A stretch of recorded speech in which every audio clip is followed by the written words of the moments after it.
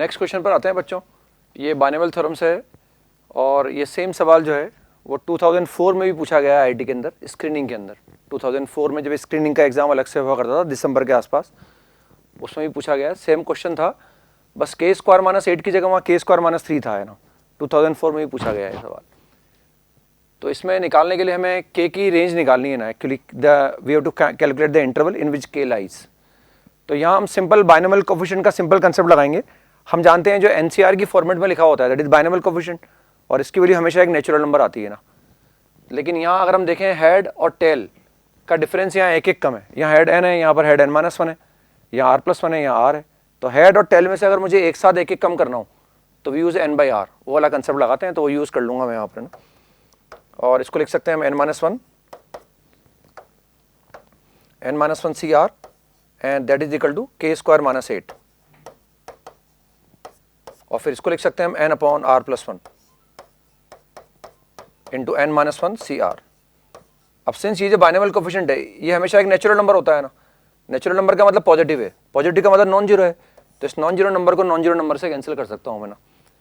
अब सिंस अगर मैं यहाँ देखता हूँ तो हम जानते हैं हेड हमेशा टेल के बराबर होता है या उससे बड़ा होता है।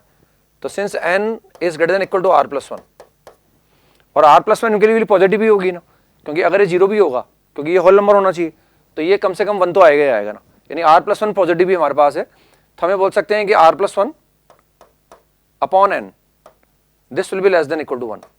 ये 1 के बराबर होगा, 1 से छोटा होगा। ये मैं इसलिए निकाल रहा हूँ, मैं यहाँ से कैलकुलेट कर लूंगा। इसको लिख सकता हूँ मैं r+1 upon n is equal to k square minus 8। और r+1 अपॉन n की जो वैल्यू आएगी 1 के बराबर, 1 से छोटी आएगी, तो this must be less than equal to 1। लेकिन अगर हम यहाँ से देखें तो ये एक नेचुरल नंबर है, तो इक्वलिटी होल्ड करने के लिए ये पॉजिटिव होना जरूरी है। तो ये तो नेचुरल नंबर है ही सही, यानी this must B positive also, ये पॉजिटिव भी होगा ना। तो यहाँ से बोल सकता हूँ मैं k square minus 8 this will be less than equal to 1 and greater than 0। बस अब मुझे यहाँ से के का इंटरवल निकालना है ना। कंप्लीट सॉल्यूशन निकाल लूंगा मैं तो, और फिर कंप्लीट सॉल्यूशन में कंप्लीट होगा तो उसको टिक कर दूंगा, अदरवाइज जो सबसेट होगा वो टिक कर दूंगा, है ना। वैसे पूछा गया है interval in which K lies, तो यहाँ से मैं निकाल सकता हूँ k square is less than equal to 9 and greater than 8। और सब नॉन नेगेटिव तो मैं स्क्वायर रूट ले लूंगा, तो what we get mod k is less than equal to 3 and greater than 2√2। तो बस यहाँ से के का इंटरवल आ जाएगा हमारे पास, है ना। क्योंकि अगर मैं मॉड के लेस देन इक्वल टू 3 की बात करूंगा तो -3 से 3 के बीच में आएगा ना, ये -3 से 3 आ जाएगा। यहाँ इक्वलिटी लगा रखी है हमने 3 पर, तो इसको मैं इंक्लूड कर लूंगा ना। और जिसे मैं इसको इंक्लूड करूंगा तो इंक्लूड करने पर ही आ जाएगा हमारे पास, है ना। और अगर मैं इस पार्ट को सोल्व करता हूँ तो ये 2√2 से बड़ा आ जाएगा और -2√2 से छोटा आ जाएगा। तो बेसिकली ये इंटरवल आ गया हमारे पास, है ना। अब जो ऑप्शंस अवेलेबल है हमारे पास, अवेलेबल है उनमें ये 3 है बेसिकली, 2 बार टाइप हो गया। थर्ड ऑप्शन में ये 3 से इन्फिनिटी लिखा हुआ है ना, तो -2√2 से 2√2 वो तो आ नहीं रहा हमारे पास। तो जो ऑप्शंस अवेलेबल हैं, जो बच्चों ने बताए हमें ऑप्शंस, उस हिसाब से के will lie in this interval. 2√2 से 3 में लाई करेगा ना, 2√2 से 3 में लाई कर जाएगा के ना। तो पहले भी आया हुआ था बच्चों सवाल, ये अपनी शीट और डीबी में भी है, अभी प्रेजेंट उसको रख रखा है ना। और 2014 में सेम सवाल आया था। नेक्स्ट क्वेश्चन पर आते हैं बच्चों पर, है ना। ये वेक्टर से रिलेटेड है ना। अब इसमें देखो स्केलर ट्रिपल प्रोडक्ट का इस्तेमाल करना ही पड़ेगा अपने को ना, या तो स्केलर ट्रिपल प्रोडक्ट या वेक्टर ट्रिपल प्रोडक्ट। मैं जो सॉल्यूशन बता रहा हूँ आपको वो स्केलर ट्रिपल प्रोडक्ट से बता रहा हूँ, क्योंकि थोड़ा सा आसान होगा वो। वेक्टर ए और बी मुझे दिए हुए हैं, एक वेक्टर सी हमने डिफाइन कर रखा है, A cross C is equal to B दिया हुआ है मैंने, और ए डॉट सी की वैल्यू मुझे गिवन है। तो हम देखते हैं, एक तो ए क्रॉस सी दिया हुआ है, A cross C is equal to B vector, और एक इन्फॉर्मेशन हमारे पास एक ए इंटू सी दे रखा है, A dot C is equal to 3। Now we have to find the value of this expression. जिसको निकालना है वो मैं लिख लेता हूं एक बार, A vector dot C cross B minus B and minus C, ये मुझे कैलकुलेट करना है। तो अगर मैं डॉट प्रोडक्ट लेता हूं, पहले मैं देख लेता हूं मुझे करना क्या है ना। जो गिवन डेटा है या जो गिवन इन्फॉर्मेशन है उससे मैं जो रिक्वायर्ड है वो कैसे कैलकुलेट करूंगा, पहले मैं यानी रिक्वायरमेंट जनरेट कर लेता हूं, उसके बाद देखूंगा अवेलेबल रिसोर्सेज का मैं कैसे यूज करता हूं। तो अगर मैं डॉट लेता हूं तो this can be written as a dot C cross B minus this will become a dot b and minus a dot c. A dot c मुझे क्लियर कट दिया हुआ है, that is 3। A dot b मैं इसका use करके निकाल सकता हूं, और अगर मैं ध्यान से देखूं और अगर मैं ए डॉट बी निकालूंगा तो a dot b will come out to be 0, a dot b will coming out to be 0, ये 0 आ जाएगा हमारे पास। अब देखो मुझे ये निकालना रह गया बस है ना, तो इसको लिख सकता हूं मैं, हमारे पास ध्यान से देखें जो डेटा अवेलेबल है वो ए क्रॉस सी हमारे पास है, ये हमारे पास A dot C cross B लिखा हुआ है। तो हम जानते हैं स्केलर ट्रिपल प्रोडक्ट में डॉट और क्रॉस को इंटरचेंज किया जा सकता है ना, तो we can write this is A cross C dot B, इसको मैं ऐसा लिख सकता हूँ ना, ए डॉट बी 0 आई गया और ए डॉट सी मुझे 3 दे रखा है ना, अब यहाँ से मैं फटाफट निकाल सकता हूँ what is A cross C is B, तो it will become mod B का whole square -0 -3 and what is mod B का स्क्वायर अगर मैं निकालना चाहूंगा तो mod B square is same as mod B का square is 9 into 1 plus 1 plus 1 minus 3 and that is 27 minus 3 is 24, तो 24 is the required answer। यानी कहीं ना कहीं उन्होंने स्केलर ट्रिपल प्रोडक्ट का यूज करवाया है आपसे ना, ठीक है। मैं हो सकता है ए से क्रॉस लेता तो वेक्टर ट्रिपल प्रोडक्ट का कहीं यूज करना पड़ता, लेकिन ये स्केलर ट्रिपल प्रोडक्ट का यूज करने से बड़ी आसानी से हम जो है वो केस को कैलकुलेट कर पाए and the answer is 24। Next question पर आते हैं बच्चों, ये हमारे पास टिक्नोमेट्री से रिलेटेड सवाल है।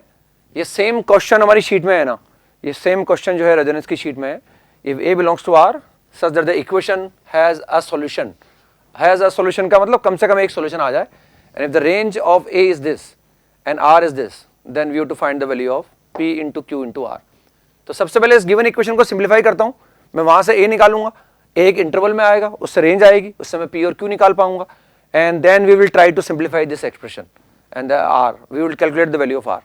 तो सिंस sin x हमारे पास है तो cos 2x को मैं साइन में कन्वर्ट कर सकता हूं, we can write 1 - 2 sin square x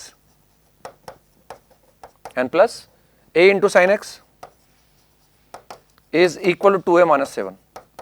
sign x में क्वाड्रेटिक बन जाएगी, लेट साइन एक्स बराबर t, साइन एक्स को मैंने t एज्यूम कर लिया बच्चों, और साइन एक्स को t एज्यूम करने के बाद ये t में क्वाड्रेटिक बन जाएगा एक ना, और अगर t में क्वाड्रेटिक है तो this is 2t square minus a into t plus 2a - 8 is equal to 0। अब मैं फैक्टराइज कर सकता हूँ ना, जैसे अगर मैं ध्यान से देखूँ या तो धराचार्य जी का फॉर्मूला लगाऊँ मैं, ये यहाँ से मैं 2 कॉमन ले सकता हूँ ना, तो टी स्क्वायर -4 आएगा तो उससे t - 2 इंटू टी प्लस 2 एक फैक्टर जनरेट हो जाएगा, और यहाँ पर से देख सकता हूँ मैंने -a कॉमन ले लिया तो we get t - 2 is equal to 0। तो एक फैक्टर तो आ गया t - 2 और एक फैक्टर आएगा 2t + 4 - a is equal to 0। t का मतलब हमारे पास साइन एक्स है ना, तो t बराबर 2 which is not possible because t sin x, this is not possible, ये हमारे काम का नहीं है ना। यहां से मैं निकाल सकता हूं t इज इक्वल टू, अगर मैं कैलकुलेट करूंगा तो t will come out to be a - 4/2। अब मुझे एक ही रेंज निकालनी, तो what is t is sin x and sin x lies between -1 and 1, या sin x lies in the close interval -1 से 1, तो बस वो कंसेप्ट लगा दूंगा ना। तो therefore a - 4/2 is less than equal to 1 and greater than equal to -1। तो यहां से बच्चों एक ही रेंज आ जाएगी ना, a is less than equal to 6, a is less than equal to 6 and greater than equal to 2। तो अगर a सेंट्रल में लाई कर रहा है तो p की वैल्यू आ गई बच्चों हमारे पास 2, देयरफॉर p बराबर 2, q is equal to 6। Now we have to just calculate the value of r, और r निकालने के लिए हम कहीं ना कहीं थोड़ा बहुत ट्रिग्नोमेट्री का इस्तेमाल कर लेंगे और कॉम्प्लीमेंट्री एंगल का यूज करेंगे हम। तो p बराबर 2 आ गया, q इज इक्वल टू बच्चों हमारे पास है 6, बस r कैलकुलेट करना है मुझे ना, और r कैलकुलेट करके निकालना है, और r कैलकुलेट करने के लिए वो दिख रहा है एक 9 डिग्री है, एक 81 डिग्री है, तो कहीं ना कहीं हम कॉम्प्लीमेंट्री एंगल का यूज करके निकाल लेंगे। तो r को लिख सकता हूं मैं, r is basically tangent of 9 degree, और इसका कॉम्प्लीमेंट्री एंगल 9 है तो इसको लिख सकता हूं मैं cot ऑफ 9 डिग्री।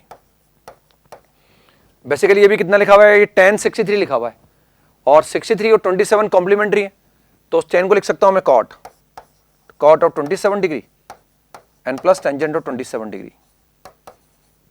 तो एक तरह से बेसिकली ये tan theta plus cot theta, ये भी tan theta plus cot theta हो जाएगा ना। इसको सिंप्लीफाई कर सकते हैं, या तो अलग से सिंप्लीफाई कर ले हम, tan theta plus cot theta can be written as, इसको अगर मैं कैलकुलेट करूंगा और साइन कॉस में कन्वर्ट करूंगा तो we get 1 sin theta cos theta, and that can be written as 2 sin 2 theta. तो इस एक्सप्रेशन को मैं ऐसा लिख पाऊंगा ना। तो जो हमारा r था ना, उस r को हम सिंप्लीफाई कर सकते हैं ना, हम r को कैलकुलेट करने के बारे में सोच सकते हैं। Now r can be written as this 2 sin of 18 degree minus, again this is 2 और यहाँ थीटा कितना है 27 डिग्री है, तो sin 54 डिग्री, और sin 18 डिग्री की वैल्यू हम जानते हैं ना, and sin 54 is same as cos 36, और cos 36 भी जानते हैं ना, और sin 18 और cos 36 ये सिमेट्रिक आते हैं ताकि इनको कैलकुलेट करना आसान होता है। बस अब यहाँ निकाल दूंगा मैं, और यहाँ निकाल के इसकी वैल्यू निकाल लूंगा ना। तो इसको अगर मैं रखता हूँ यहाँ पर तो this is 2 upon this is 2 upon, अगर मैं इसको कैलकुलेट करने की कोशिश करूँगा दिस इज 2 अपॉन √5 माइनस 1/4, 4 को मैं ऊपर ले जाता हूँ ना, -2 एंड cos 36, तो √5 प्लस 1/4, 4 ऊपर चला जाएगा। बस अब ये सिंप्लीफाई कर लूँगा और सिंप्लीफाई करके कैलकुलेट कर लूँगा ना। तो सिंप्लीफाई करने पर अगर हम ध्यान से देखें तो 8 कॉमन ले लो और एलसीएम ले लो और इसका आंसर निकाल लो। तो r is equal to, r will come out to be 8, तो मैंने कॉमन ले लिया, यहाँ आ जाएगा √5 plus 1 minus √5 minus 1 and √5 plus 1 into √5 minus 1 is 5 minus 1, यहाँ √5 से √5 कैंसिल हो गया, ऊपर कितना आ गया बच्चों 16 और नीचे कितना है 4, तो ये 4 आ जाएगा ना। और पी क्यू इंटू आर निकालना है ना, तो p into q is 12 and 12 into 4 is 48, 48 is the answer. We have to find the value of p q r and p q r is clearly 48। तो इस तरह से ये भी हम कैलकुलेट कर सकते हैं। ये सेम सवाल भी अपनी शीट में इस तरह का यहाँ वैल्यू निकाली जाती है ना, मैच द कॉलम में मेरे हिसाब से ट्रिग्नोमेट्री की शीट में इस तरह का सवाल ये भी हमारे है, ये भी शीट में एडिट है ना, इसको देख सकते हैं। वहाँ number of integral values of A पूछी है शायद अपनी शीट में जो सवाल है कि find the number, this equation has at least one solution, then find the number of integral values of A, इस तरह का सवाल है हमारी शीट में। नेक्स्ट क्वेश्चन पर आते हैं बच्चों, लिमिट पर बेस्ड सवाल है ना। तो इसमें एक तो मुझे ये निकालना है, एक भी निकालना है ना, रेशनलाइजेशन करना है बच्चों, दोनों में रेशनलाइजेशन की आवश्यकता पड़ेगी अपने को। तो अगर मैं एक कैलकुलेट करने के बारे में सोचता हूँ तो एक को मैं रेशनलाइज कर देता हूँ ना।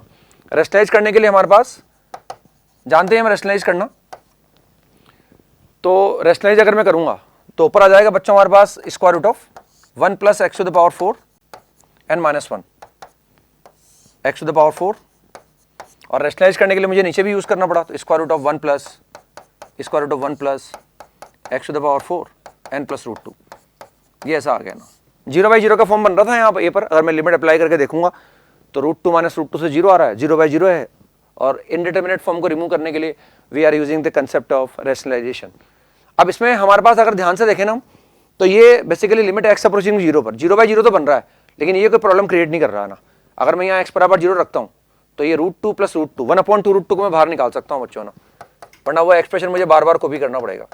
तो 1/2 √2 को मैंने बाहर निकाल लिया और अगेन वी आर गेटिंग 0/0, ये तो मैंने बाहर निकाल लिया लिमिट अप्लाई करके, क्योंकि प्रोडक्ट और डिवीजन में अगर किसी फंक्शन की value non zero finite value आ रही है तो उसको अलग से बाहर निकाल सकता हूँ मैं। अब अगेन अगर मैं इस पोर्शन को मैंने बाहर निकाल लिया लिमिट लगा के, तो फिर 0/0 बनेगा, इसको मैं फिर रेशनलाइज कर देता हूँ। तो रेशनलाइज करने पर क्या होगा, प्लस साइन लूंगा, ऊपर नीचे मल्टीप्लाई करूंगा, ये स्क्वायर माइनस बी स्क्वायर का कंसेप्ट लगाऊंगा, तो ऊपर आएगा x टू द पावर 4, नीचे x to the power 4 maintain है, और ये आ जाएगा square root of 1 plus x to the power 4 and plus 1। ये फिर मैंने रेशनलाइज कर दिया ना। अगेन x अप्रोचिंग टू 0 है, means x is non zero, non zero number को नॉन जीरो नंबर से मैं कैंसिल कर दूंगा, और अगर मैं लिमिट अप्लाई करूंगा तो वी विल गेट 1/2 √2, और बच्चों को वापस कितना आ जाएगा, वो आ जाएगा हमारे पास 1 प्लस 1 1/2 आ जाएगा ना। तो therefore a is equal to, a will come out to be 1/4 √2। तो जो a की वैल्यू आ गई ना बच्चों 1/4 √2 आ गई। बस अब मुझे b निकालना है ना।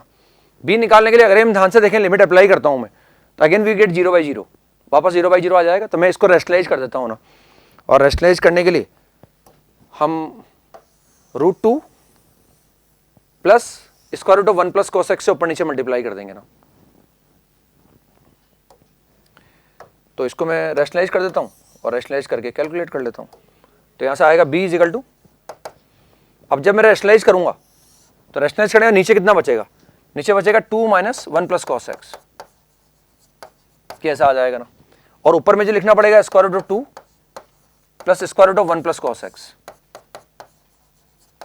ये ऐसा लिख लिया मैंने ना। अब साइन स्क्वायर x, क्योंकि ये दिख रहा है 1 माइनस cos x, ये तो मैंने रेशनलाइज किया है ना। रेशनलाइज करने के बाद नीचे ऐसा बचा, ऊपर न्यूमरेटर में ऐसा आ जाएगा। अब सिंस ये 1 माइनस cos x है, तो मैं इसको क्या करता हूँ 1 minus cos x into 1 plus cos x कर लेता हूँ ना। और लिमिट हमारे पास है x अप्रोचिंग टू 0, लिमिट हमारे पास है b is equal to limit x approaching to 0। तो हम कह रहे हैं भाई अगर x, तो ये 1, अगर x अप्रोचिंग 0 अप्लाई कर रहा हूँ तो इससे मुझे कोई प्रॉब्लम नहीं आ रही, इससे मुझे कोई प्रॉब्लम नहीं आ रही ना। ये 2 पर अप्रोच कर रहा है और ये अप्रोच कर रहा है 2 √2 पर, तो इसको मैं बाहर निकाल लूंगा और ये नॉन जीरो नंबर से नॉन जीरो नंबर कैंसिल हो जाएगा ना। तो what we get, this is 2 and into 2 √2, तो ये बच्चों आ जाता है दिस इज 4 √2। तो a और b दोनों मैंने इंडिविजुअली कैलकुलेट करके दिखा दिया आपको। Now we have to calculate the value of a into b cube, therefore a into b cube is equal to a is 1/4√2 and b cube is equal to, तो इसका अगर मैं क्यूब करता हूं तो 4 cube is 64 and √2 cube is 2√2, तो √2 से √2 cancel हो जाएगा और ये 16 आ जाएगा यहाँ पर, एंड 16 इंटू 2 इज 32, तो 32 will be the correct answer. आसान था मेरे हिसाब से, ये भी इस तरह के सवाल भी हैं अपनी शीट में, तो आसान सवालों की कैटेगरी में काउंट करते हैं इसको, and the correct answer will come out to be 32। Next question पर आते हैं बच्चों। अगेन ये बाइनोमियल से रिलेटेड है, ये भी इजीएस्ट क्वेश्चंस की कैटेगरी में काउंट कर सकते हैं हम। The sum of the coefficients in the expansion of this is a and that of in 1 + x² whole power n is b, then हमें a और b को रिलेट करना है ना। तो सिंपली हम जानते हैं सम ऑफ द कोएफिशिएंट निकालने के लिए simply we put x is equal to 1, ताकि x इज इक्वल टू 1 रखने से x तो गायब हो जाएगा, बाकी जो बचेंगे वो कोएफिशिएंट बचेंगे। तो हम बोल सकते हैं since a is equal to, अगर सम ऑफ द कोएफिशिएंट निकालना है तो x को मैंने 1 से रिप्लेस कर दिया, 1 - 3 + 10 whole power n, that is 8 to the power n। अब अगर सेकंड जो एक्सपेंशन था मेरे पास उसमें से मैं कोएफिशिएंट का सम निकालना चाहूं तो again we put x is equal to 1, तो उसमें आ जाएगा 1 + 1 whole power n is equal to b। तो a इज इक्वल टू आ गया हमारे पास 8 टू द पावर n और b आ गया हमारे पास 2 रेज़ टू पावर n। अब a और b को रिलेट करना है मुझे ना, तो लिख सकता हूं मैं therefore b बोल सकता हूं कि a जो हमारे पास है that is b cube, a is equal to b cube. तो आसान सवालों की कैटेगरी में था, a will come out to be b cube. Next question पर आते हैं बच्चों, question number 13। The vertices of a triangle are this, this and this and its orthocentre is a, b। तो ये दो इंटीग्रल दिए हुए हमें, डेफिनेट इंटीग्रेशन में कोऑर्डिनेट ज्योमेट्री का यूज कर लिया मतलब उन्होंने, जैसे एडवांस में आते हैं सवाल, कभी वेक्टर का यूज कर रहे हैं, साथ में मैट्रिक्स का यूज कर रहे हैं, कभी एओडी का यूज कर लेते हैं ना। तो यहाँ इन्होंने कोऑर्डिनेट ज्योमेट्री और डेफिनेट इंटीग्रेशन को मिक्स कर दिया ना। दोनों क्वेश्चंस को देखकर लग रहा है कहीं ना कहीं प्रॉपर्टी नंबर 5 का इस्तेमाल करेंगे हम, a to b fx dx को लिखेंगे a to b f of a + b - x। तो सबसे पहले हमें ऑर्थो सेंटर निकालना होगा उसका ना। तो ऑर्थो सेंटर निकालने के लिए ट्राइंगल दिया हुआ है और ट्राइंगल के हमें तीनों वर्टाइसेस दिए हुए ना। तो ये ट्राइंगल के तीनों वर्टाइसेस हमारे पास हैं, इन वर्टाइसेस को नाम दे देते हैं। a को मैंने बोल दिया 1,2 and let this vertex is b that is 2,3 और थर्ड वर्टेक्स हमारे पास है 3,1। ऑर्थो सेंटर मुझे कैलकुलेट करना है तो मैं इसके कोई दो एल्टीट्यूड कैलकुलेट कर लूंगा, and the ortho centre is point of concurrency of altitudes. दो एल्टीट्यूड मैं कैलकुलेट करूंगा और कोई भी दो एल्टीट्यूड कैलकुलेट करके उनका पॉइंट ऑफ इंटरसेक्शन निकाल लूंगा। एक एल्टीट्यूड में ये वाला निकाल लेता हूँ ना, और ये जो इनका पॉइंट ऑफ इंटरसेक्शन आएगा this will be the ortho centre. अब ये लाइन यहाँ से 1,2 से पास हो रही है, मुझे BC का स्लोप निकालना पड़ेगा। तो अगर मैं BC का स्लोप कैलकुलेट करता हूँ, slope of BC is equal to y2 - 5 x2 - x1, y2 - 5 x2 - x1। तो ये कितना आ जाएगा बच्चों, दिस इज -2, ये -2 आ गया स्लोप इसका ना। तो जो एल्टीट्यूड का स्लोप होगा, यानी इसको बोल सकता हूँ मैं AD, जो एल्टीट्यूड आएगा इसका स्लोप आ जाएगा हमारे पास, the slope of this line is 1/2, slope is equal to 1/2, इसका स्लोप 1/2 आ जाएगा ना। ऐसे हम स्लोप निकाल लेंगे, एक दूसरा एल्टीट्यूड निकालेंगे।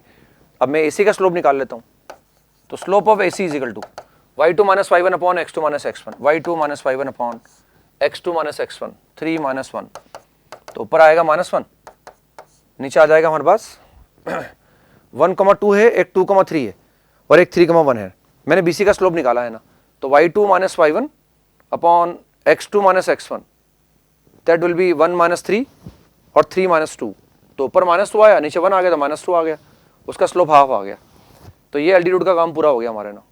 अब मैं इसका स्लोप निकाल रहा हूँ, यानी AC का स्लोप निकाल रहा हूँ, तो अगेन y2 - 5 x2 - x1, तो ऊपर आएगा हमारे पास -1 और नीचे आ जाएगा 2, हमारे पास नीचे आ जाएगा 2, ये ऐसा आ जाएगा ना, -1/2 आ गया ना। तो इसका जो स्लोप आएगा हमारे पास, the slope is equal to, वो आ जाएगा 2, स्लोप इज इक्वल टू 2, क्योंकि वो परपेंडिकुलर होगा उस साइड के ना। अब मैं इन दो एल्टीट्यूड का इक्वेशन निकालूंगा बस ना, और इन दो एल्टीट्यूड का इक्वेशन निकाल के पहले मैं ऑर्थो सेंटर निकालूंगा, उसके बाद इन इंटीग्रल्स की बात करना चाहूंगा ना। तो we will calculate the equation of altitude AD is, equation of altitude AD is, तो y - 5 slope is half, x - x1 that is x - 1, तो वी गेट 2y - 4 x - 1, तो यहाँ से आ जाएगा x - 2y एंड +3 = 0। ये एक एल्टीट्यूड आ गया बच्चों, AD एल्टीट्यूड। इसी तरह मैं BE एल्टीट्यूड को निकाल लूंगा।